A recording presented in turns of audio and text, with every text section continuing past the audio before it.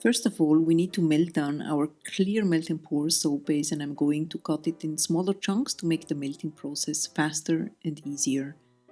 For melting ingredients, I like to use a double boiler because of the gentle heat, but you could also use a microwave, and if you do so, use short increments of 30 seconds so you don't overheat the soap. As you can see, the melt and pour is completely melted, and if you have some air bubbles on the surface, you can just spritz them away with some rubbing alcohol to make them disappear. I'm going to color this with Harlequin Shimmer Mica from You Make It Up and give it a quick mix with my whisk. When coloring melt and pour, a whisk is my favorite tool to use. By the way, you can find all the links to ingredients, tools and equipment linked down below. I'm also going to add some glitter for this occasion. This is biodegradable gold glitter from Nurture Soap, and I think it's really fitting for a Christmas project. I'm adding a little bit more just to make it really pop. Once you're happy with your color, you can go ahead and add the fragrance.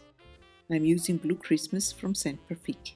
Measuring spoons are very practical to use in such projects.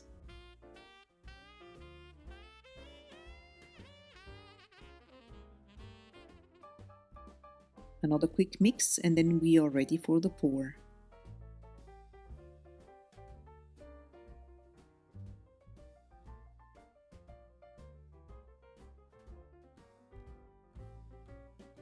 I have a Christmas tree mold that I found in a local shop here in Switzerland, and it's actually a baking mold.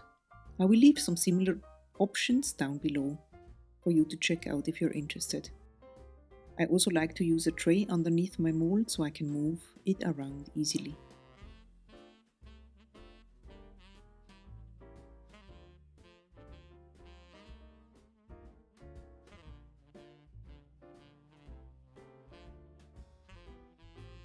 Once all the cavities are filled, you can give it again a spritz with rubbing alcohol to get rid of the air bubbles, and then you let it sit for an hour or two to completely harden.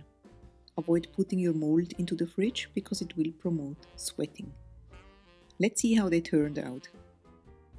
Really cool in my opinion. Let's see how we can package them and decorate them in just a second.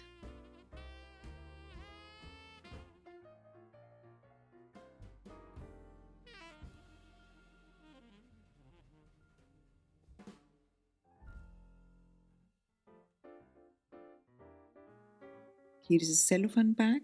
I'm just going to add one of these like so.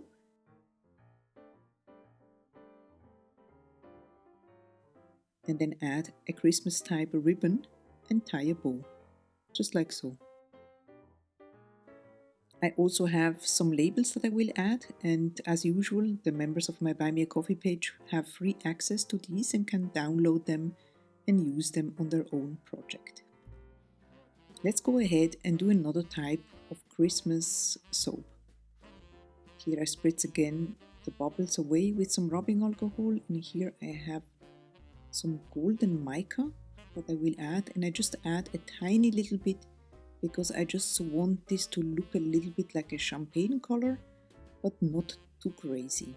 I give it a mix with a whisk again, and this color looks really like champagne. I'm happy with it.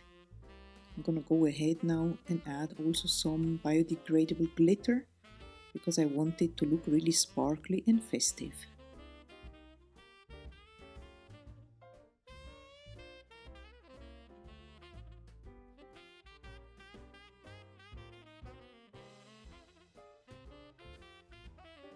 I give it another quick mix just to make sure that everything is nicely distributed.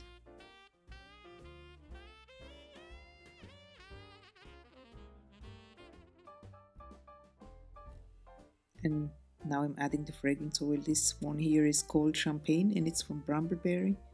It smells really like the real thing. I absolutely love it.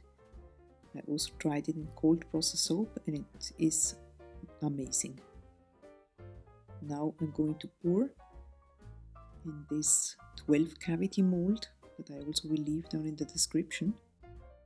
And if you see that you have air bubbles on the surface, you can just go ahead and spritz them away with some rubbing alcohol.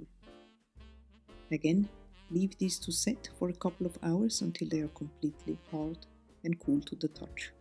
And this is how they turn out. And they smell absolutely amazing. I think it's great as a Christmas gift or to use for yourself. For packaging, there are many kind of variations that you can use. I'm going to show you one that is very easy and practical. Here are some self-sealable bags with some snowflakes on it or polka dots. You just simply add them in, you seal the bag, and you're done.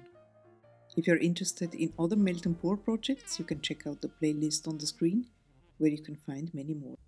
Feel free to subscribe and see you next time. Bye!